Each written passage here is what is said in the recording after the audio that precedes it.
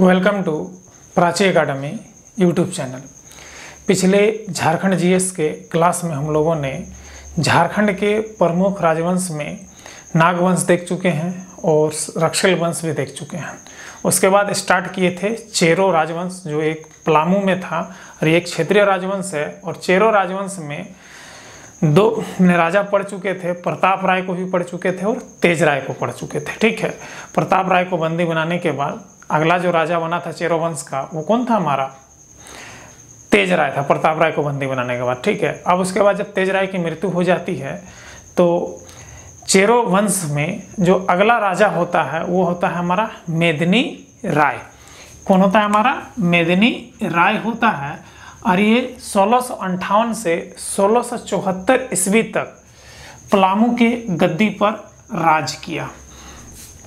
ये जो है शाहजहां और औरंगजेब के समकालीन, मतलब कि दिल्ली के में जब मुगल सल्तनत था, दिल्ली में जब मुगल सल्तनत था तो उस समय दिल्ली पर शाहजहां और औरंगजेब जिसमें शासन करते, तो मुख्य रूप से अगर देखा जाए तो औरंगजेब ही है। शाहजहां को थोड़ा सा टच किया था और औरंगजेब के टाइम में पूरा ये राज किया है।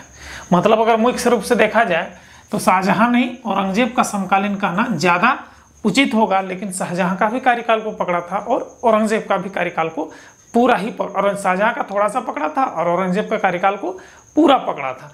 मतलब अगर वास्तविक रूप से देखा जाए तो मेदिनी राय जो है दिल्ली के मुगल सल्तनत के औरंगजेब के समकालीन का राजा है। तो ध्यान दीजिएगा, मेदिनी राय जो है ना, शुरुआत में मेदिनी राय जो पलामू का राजा बना चेरो वंश का, तो मेदिनी राय शुरुआत में जो है मुगल का अधीनता स्वीकार कर लिया। प्रारंभ में मुगल का अधीनता क्या कर लिया? स्वीकार कर लिया। अब देखिए, औरंगजेब का जो बिहार का सूबेदार था दाऊद खां, ठीक है, बिहार का सूबेदार क्या है, जब प्रारंभ में उसका अधीनता स्वीकार कर लिया, फिर बाद में अधीनता जब स्वीकार नहीं किया तो औरंगजेब का जो सूबेदार था बिहार में दाऊद खां, वो पलामू पर क्या करता है? आक्रमण करता है। पलामू पर क्या करता है? आक्रमण करता है। जब पलामू पर आक्रमण करता है तो दाऊद खां और मेदिनी राय के बीच क्या होता है? युद्ध होता है। दाऊद खां और मेदिनी राय के बीच युद्ध होता है और ये बहुत ही भीषण युद्ध होता है। यानी कि ये चेरो वंश बहुत मैंने कि अधीनता नहीं स्वीकार करने के लिए बहुत ही भीषण लड़े हैं और बहुत ही शौर्यपूर्वक लड़े हैं, लेकिन अधीनता स्वीकार नहीं किया। लास्ट में अधीनता थोड़ा सा आया, लेकिन उसको लास्ट में औरंगजेब जो पूरा पलामू का किला को लूट के ले गया तो थोड़ा सा उसको नज़रअंदाज कर दिया। ना अधीनस्थ था, लेकिन वैसा भी अधीनस्थ नहीं रहा बाद में। ठीक है, अब ध्यान दीजिएगा, यह जो युद्ध हुआ था जो और क्या बोलते हैं मेदिनी राय और दाऊद खां के बीच, वो जो पलामू का दो किला है बताए थे, पुराना किला और नया किला। ठीक है, तो पुराना किला प्रताप राय बनाया है और नया किला कौन बनाया था? मेदिनी राय बनाया था। ठीक है, और एक चीज़ में बता दे रहे हैं, मेदिनी राय जो है दोईसागढ़ में आक्रमण करके, ठीक है, वहाँ से हमारा जो नागपुर दरवाज़ा लाया था उसको नया किला में लगाया था। और नया किला में लगाने के बाद उसका नाम क्या रखा था? सिंह द्वार। देखिए यहाँ पर हम बता रहे हैं, लिखे हैं कहीं सिंह द्वार, देखिए सिंह द्वार यहाँ पे लिखे। नागपुर दरवाज़ा का नाम क्या था? सिंह द्वार था। तो नया किला में उस सिंह द्वार को लगाया था, जो नागपुर दरवाज़ा को। ठीक है, तो ये नया किला के निकट एक नदी है, औरंगा नदी। आज भी हमारा पलामू में ये नदी आपको देखने को मिलेगा, औरंगा नदी। तो इसी नदी के तट पर भीषण युद्ध हुआ। जब देख रहा है कि युद्ध में हमारा हार होने वाला था तो पूरा महिला को पुराना किला में भेज दिया और जितना भी चेरो का सैनिक था जंगल में भाग गए। ठीक है, लेकिन बाद में पुराना किला को क्या था, मुगल कब्जा कर लिया और साथ ही वहाँ का संपत्ति को लूट लाट लिया। फिर हमारा नया किला का जो ये सिंह द्वार है, जिसको हम नागपुर दरवाज़ा कहते हैं, उसको भी तोड़ करके ये लोग लेते चला गया। ठीक है, तो इस युद्ध में क्या हुआ? मेदिनी राय का क्या हुआ? लास्ट में पराजित हो जाता है, लेकिन बहुत ही शौर्यपूर्वक युद्ध को लड़ा था। मतलब कि अधीनस्थ स्वीकार नहीं किया। जब पराजित हुआ तो देखिए, अब यहाँ पर दाऊद खां जो है कोढ़ी का किला, कुंडा का किला को भी जीत लिया। साथ ही साथ दाऊद खां जो है इस युद्ध में पुराना और नया किला पर अपना अधीन कर लिया, इसमें कब्जा कर लिया। ठीक है, मतलब कि जो 4 किला था हमारा, कोढ़ी, कुंडा, ठीक है, और पलामू का पुराना किला, नया किला जो प्रताप राय बनाया था, पिछला क्लास में हम आप लोग को बता चुके हैं, प्रताप राव ने इस सब किला को बनाया था। कोढ़ी का किला, कुंडा का किला, पलामू का नया पुराना किला, और एक था देवगढ़ का किला। ठीक है, तो ये सारा किला में देवगढ़ को नहीं कैप्चर कर पाया था। ठीक है, और हमारा ये जो है हमारा ये कोढ़ी का किला और कुंडा का किला को कैप्चर कर लिया, साथ ही साथ हमारा पलामू का नया किला भी कैप्चर कर लिया, और पुराना किला को भी अपने अधीन कर लिया। अब देखिए मेदिनीराय हार के बाद जब हारा तो ये जो है हमारा जो देवगढ़ का किला जो था, ठीक है, वो सुरजागढ़ में था। ठीक है, सुरजागढ़ सरगुजा में था, जो ये हमारे छत्तीसगढ़ में पड़ता है। ठीक है, तो सरगुजा में वही देवगढ़ का किला में ही चला जाता है, सरगुजा चला जाता है। ठीक है, अब देखिए कुंडा का राजा, जो कुंडा को देखिए राज चलाने के लिए तो सब कोई अपने अंडर एक राजा रखता है। ठीक है, छोटा छोटा कस्बा मार देता है। तो मेदिनीराय अपने अंडर में कुंडा का एक राजा बनाया था, जिस राजा को अपना ही भाई था चुन राय। कौन था हमारा? चुन राय। ठीक है, तो कुंडा का किला के राजा डर से दाऊद खां के सामने इस्लाम धर्म कबूल कर लिया था। इस्लाम धर्म कौन कबूल किया? हमारा चुन राय ने कबूल लिया। ठीक है, कि हम भैया इस्लाम मानेंगे, लेकिन तुम हमको मत मारो, क्योंकि औरंगजेब के समय ये चीज़ चला था, जो इस्लाम मानेगा उसको छोड़ देंगे, जो इस्लाम नहीं मानेगा उसको बहुत ही कठोर दंड के साथ मार देता था, क्योंकि वो जबरन धर्म प्रवर्तन करवाता था औरंगजेब। ठीक है, तो उसी का शिकार हमारा कौन हो गया? चुन राय हो गया। अब देखो मेदिनीराय को ये चीज़ पता चला, तो मेदिनीराय को गुस्सा आया, और चुन राय का जो भाई था उसको बोला कि तुम उसको मार दो। तो लास्ट में चुन राय की जो हत्या है उसका भाई सुरवर राय ने कर दिया। किसने किया? सुरवर राय ने किसका हत्या कर दिया? चुन राय का हत्या कर दिया। किसके कहने पर? तो मेदिनीराय के कहने पर कर दिया। ठीक है, अब देखिए जीत के बाद दाऊद खां पुराना किला पर एक मस्जिद का निर्माण कर दिया। पुराना किला पर क्या किया? मस्जिद का निर्माण किया। जो पलामू के पुराना किला पर आज भी ये मस्जिद विद्यमान है।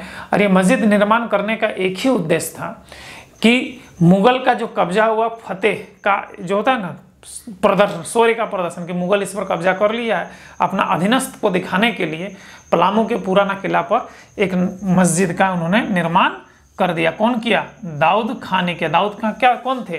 बिहार का सूबेदार और औरंगजेब का सेनापति थे। ठीक है, अब इसके बाद ध्यान दीजिएगा, जब किला को जीतने के बाद जब दाऊद खां पटना वापस जाने लगा, ठीक है, तो जब पटना वापस जाने लगा तो उस क्रम में नया किला पर जो सिंह द्वार यानी नागपुर दरवाजा, मतलब कि मेदिनीराय जो दोईसागढ़ से, ठीक है, नागपुर दरवाजा को लेकर के पलामू का नया किला में लगाया था, वहाँ पर उसका नाम क्या रखा? सिंह द्वार रखा। ठीक है, सिंह द्वार रखा। तो ये दरवाजा को दाऊद खां कबाड़ करके 2 हाथी के सहायता से, 1 हाथी नहीं 2 हाथी के सहायता से इस दरवाजा को ले गया, और बिहार के औरंगाबाद जिला में दाऊद नगर है, तो दाऊद नगर का गढ़ी में इसको लगा दिया।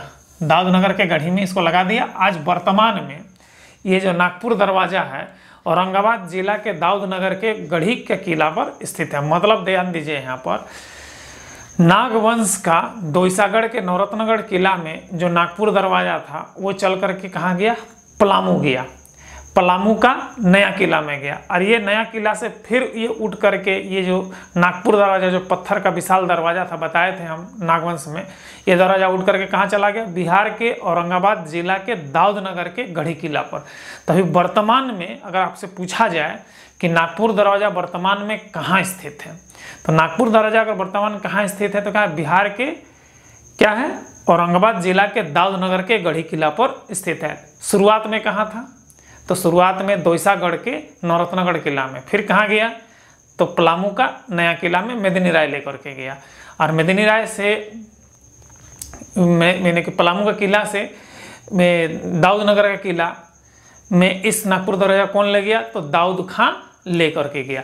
अब जब यहाँ से पलामू का जीता हुआ प्रदेश को, ठीक है, जितने का जब पटना हुआ जाने लगा, तो यहाँ का जो फौजदार यानी देखरेख करने वाला किसको बनाया? हमारा मनकली खां को बनाया। किसको बनाया? हमारा मनकली खां को बनाया। अब ध्यान दीजिएगा, औरंगजेब जब पलामू पर यहाँ का जो बिहार का सूबेदार कब्जा किया तो औरंगजेब बहुत खुश हुआ, और बहुत कीमती 50,000 रुपया का, उस समय के 50,000 रुपया का मोती का माला यहाँ का सूबेदार को क्या किया था? उन्होंने, औरंगजेब ने गिफ्ट किया था। साथ ही साथ बहुत ही धन संपत्ति तोहफा के स्वरूप जो सेना मुस्लिम की तरफ से लड़ा था, मैंने कि औरंगजेब की तरफ, उसको उपहार स्वरूप औरंगजेब दिया। अब इसी बीच ठीक है मनकली खां का, ठीक है मनकली खां जो है का प्रमोशन हो जाता है और उसको बिहार का सूबेदार बना दिया जाता है। तो जब पलामू का फौजदार से उसको बिहार का सूबेदार बना दिया जाता है तो मनकली खां पलामू को छोड़ करके कहाँ चला जाता है, बिहार पटना चला जाता है। तो जब वो पटना चला जाता है तो उससे पहले मदनी राय कहाँ पर था, तो सरगुजा में था। तो जैसे ही मनकली खां पटना चला जाता है तो मदनी राय सरगुजा से हमारा फिर से पलामू आ जाता है, ठीक है पलामू आ जाता है। अब पलामू आने के बाद देख रहा है कि औरंगजेब यहाँ पर बहुत लूट माच मचाया है, बहुत करप्शन कर दिया है, ठीक है मेरा जनता बहुत तकलीफ में है। तो आकर के सत्ता को संभाला और सबसे पहले इन्होंने कृषि के क्षेत्र में विकास किया और विकास करने के बाद जल्द ही अपना साम्राज्य का जो अस्त व्यस्तता थी उसको एक समृद्ध साम्राज्य बहुत ही जल्द हमारा मदनी राय बना दिया।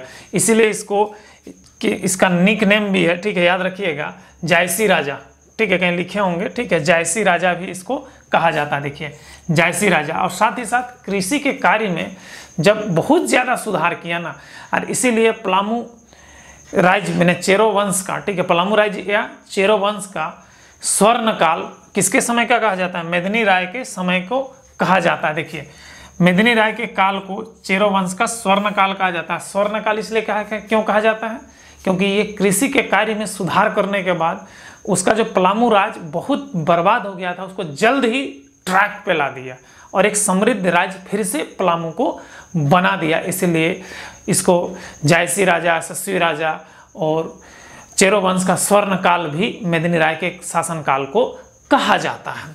अब ध्यान दीजिएगा, इसके बाद मदनी राय की मृत्यु हो जाती है कब, 1674 ईस्वी में। मदनी राय की मृत्यु 1674 ईस्वी में हो जाती है। उसकी मृत्यु के बाद पलामू का अगला शासक रुद्र राय बनता है। कौन बनता है, हमारा रुद्र राय बनता है और इसका कार्यकाल जो है 1674 से 1680 है।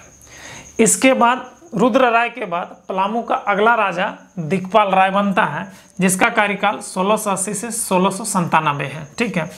उसके बाद अगला राजा हमारा कौन बनता है, साहवे राय।